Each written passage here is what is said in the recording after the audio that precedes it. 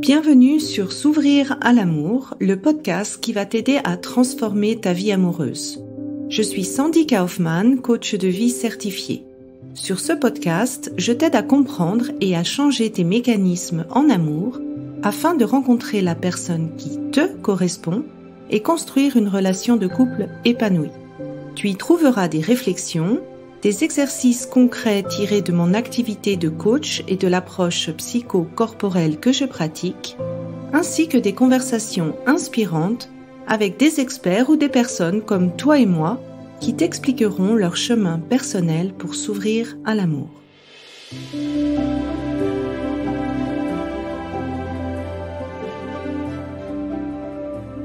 Tu écoutes l'épisode 65, Désir d'enfant, quand en parler. C'est une remarque que je reçois souvent sur les réseaux sociaux, sur mon Instagram ou également dans le cadre de mon programme de groupe S'ouvrir à l'amour. Je reçois des remarques du type « Mais Sandy, si je parle au tout début du dating que j'ai envie de faire des enfants, les potentiels partenaires en face de moi vont fuir ou vont avoir l'impression que j'ai envie de leur faire un bébé dans le dos. Quelle est la bonne approche ?» Alors, si tu te poses également ce genre de questions, si tu as peur en fait de fuir les partenaires parce que tu as envie de faire un enfant, alors c'est vraiment l'épisode qui est pour toi.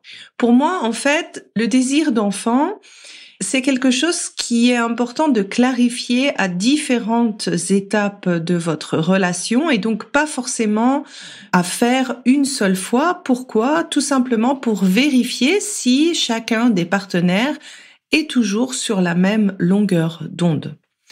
Et bien sûr, la première étape, qui est pour moi quelque chose de primordial, c'est de clarifier si l'autre a envie d'avoir des enfants comme projet de vie dès le début de la relation. Pourquoi ? Parce que tout simplement, pas tout le monde a envie d'avoir des enfants. En clarifiant si cela fait partie des projets de vie de l'autre ou pas, ça t'évitera de tomber des nues une fois que tu es en couple, une fois que tu es attaché à la personne. Et ce que moi je recommande, c'est vraiment de le faire au tout début du dating. Il y a souvent la question qui est posée, qu'est-ce que tu recherches comme relation ?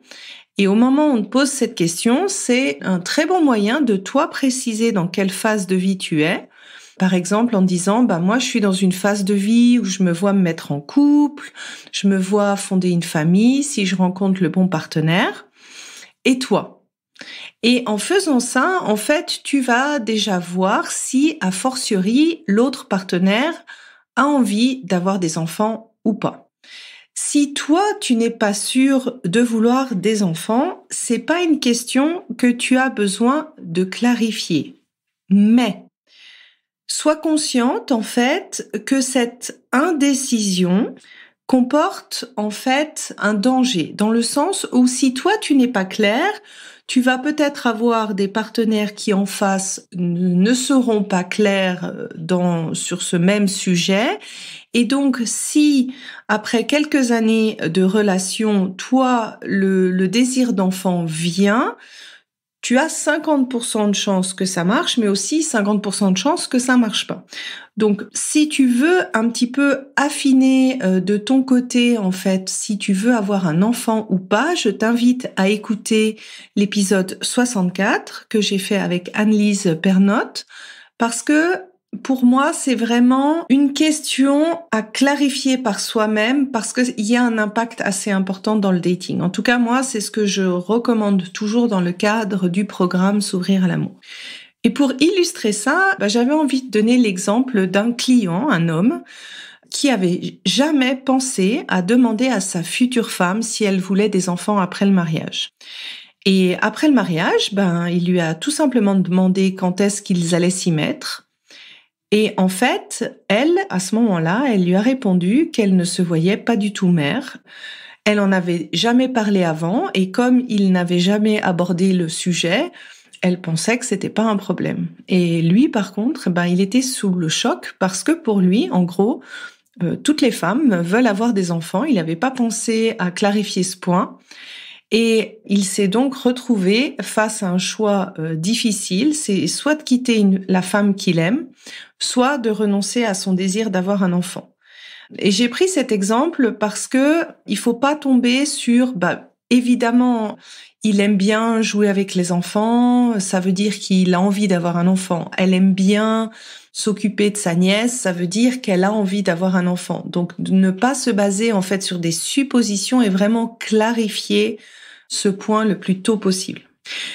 Le deuxième stade où il me semble important en fait de clarifier ça, c'est avant d'emménager ensemble. Emménager ensemble, c'est un pas qui est assez important.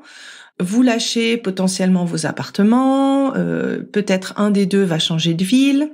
Donc ici, c'est souvent un moment clé en fait pour revérifier la direction de votre relation et de vérifier si avoir un enfant, ça fait toujours partie des projets de vie de l'autre. Et éventuellement, peut-être de clarifier un petit peu plus en détail le horizon temps. Si toi, à ce moment-là, au moment d'emménager ensemble, ce n'est pas une priorité ou tu n'es pas pressé d'avoir des enfants, tu n'as pas besoin de faire cette clarification à ce moment-là. Mais je dirais que si c'est quelque chose d'important pour toi à moyen terme, de le faire avant d'emménager avec ton partenaire. La phase d'emménagement, je le décris en fait dans les 6 étapes d'une relation amoureuse dans l'épisode 6.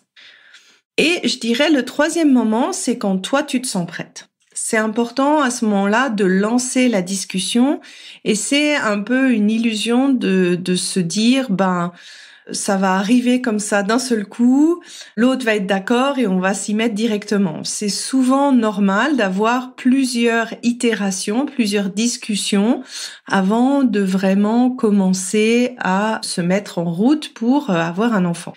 Et c'est une illusion aussi de penser que ton partenaire va avoir exactement le même timing que toi pour vouloir des enfants. Ça peut dépendre de ses circonstances au travail, ça peut dépendre de l'horloge biologique, ça peut dépendre d'autres responsabilités que le partenaire a.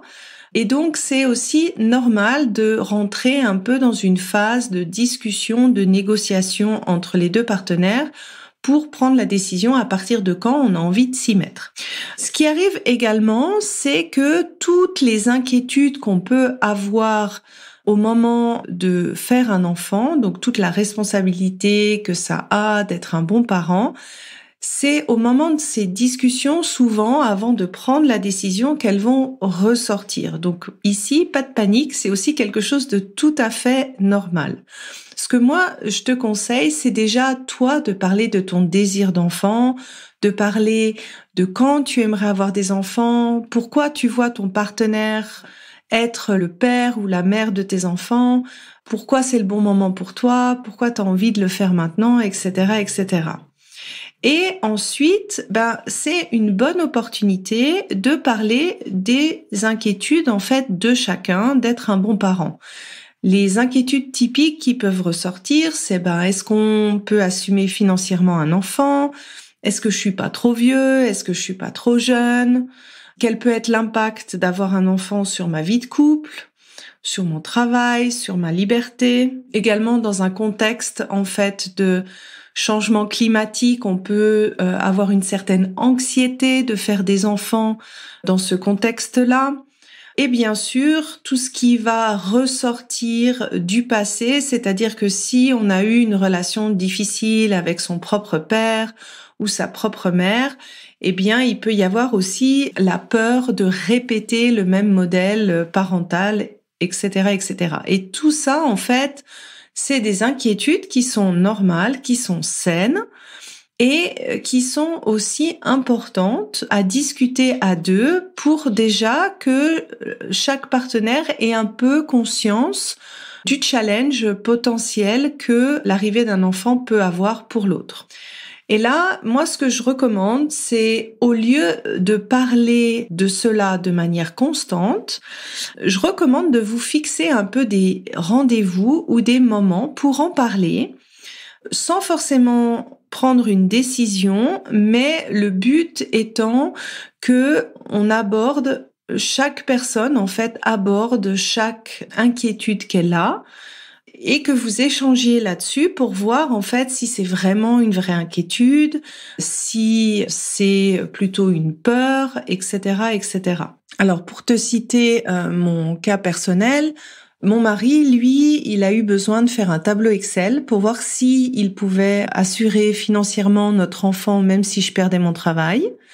Et moi, en fait, j'avais plus peur de pas assurer physiquement quand mon fils sera plus grand, parce que j'ai eu mon fils à 36 ans, et j'avais aussi très peur de répéter le modèle familial. Et en fait, on a eu plusieurs discussions où on a parlé assez ouvertement de nos peurs, du pire scénario, de ce qui pouvait se passer.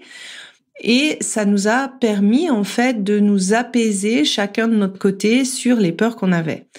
Ici, et dans ce cas, pour moi, vraiment, la meilleure attitude, c'est d'agir en équipe, c'est-à-dire c'est d'accueillir sans jugement les peurs de l'autre, de le rassurer en vraiment brainstormant sur des solutions qui vous conviendraient à tous les deux.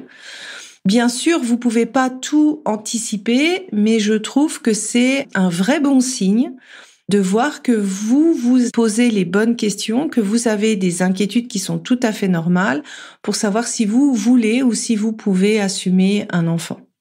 Bien sûr, le cas de figure qui peut arriver, c'est si le partenaire ou la partenaire dit moi j'ai besoin de temps ou j'ai changé d'avis et je ne veux plus d'enfant. Et c'est un cas de figure qui est assez difficile parce que tu te retrouves à devoir choisir entre un partenaire que tu aimes ou aller vers ton désir d'enfant. Et personnellement, dans ce cas de figure, adapter ton timing pour l'autre ne va pas l'aider à changer son timing personnel. Pourquoi ? Parce que en t'adaptant à son indécision, l'autre partenaire peut rester plus longtemps dans cette indécision. Bien sûr, mettre un ultimatum à ton partenaire, c'est pas non plus une bonne solution pour une décision aussi importante, parce que la conséquence potentielle, c'est que la personne ensuite n'assume pas l'enfant ou le fasse payer à l'enfant qui est né. Alors, c'est quoi le bon équilibre ? Pour moi, en fait, ça part déjà de toi, où tu te poses sincèrement quel est ton dernier délai d'attente personnel au vu de la situation, au vu des sentiments que tu as pour cette personne, et de te mettre en fait ce dernier délai, de le respecter, et que d'ici ce délai, en fait, de te donner l'opportunité de discuter avec l'autre de son manque de désir d'enfant pour voir si c'est plus lié aux inquiétudes qu'il peut avoir, si c'est plus lié à des blocages qu'il a d'être parent, ou si c'est finalement, en fait, si la décision a été déjà prise, c'est-à-dire qu'il ne veut pas d'enfant, mais qu'il n'ose peut-être pas le dire aussi clairement. Et là, autant c'est important de respecter la non-décision ou l'indécision de l'autre, autant c'est important de te respecter et de respecter ton délai personnel. Pourquoi ? Parce que si tu restes dans une relation en attendant en fait un changement, qu'est-ce que ça risque de générer ? En fait, c'est tout simplement une frustration que tu vas accumuler qui va faire qu'envenimer, voire casser la relation actuelle.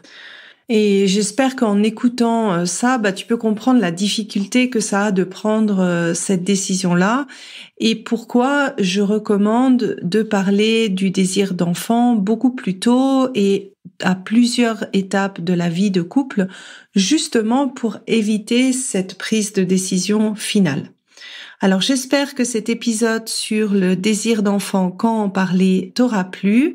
Je me réjouis d'échanger avec toi sur Instagram et je te dis à la semaine prochaine. Si tu apprécies ce podcast, la meilleure façon de m'encourager est de me laisser une revue sur Apple, Spotify ou de transmettre cet épisode à une personne de ton entourage.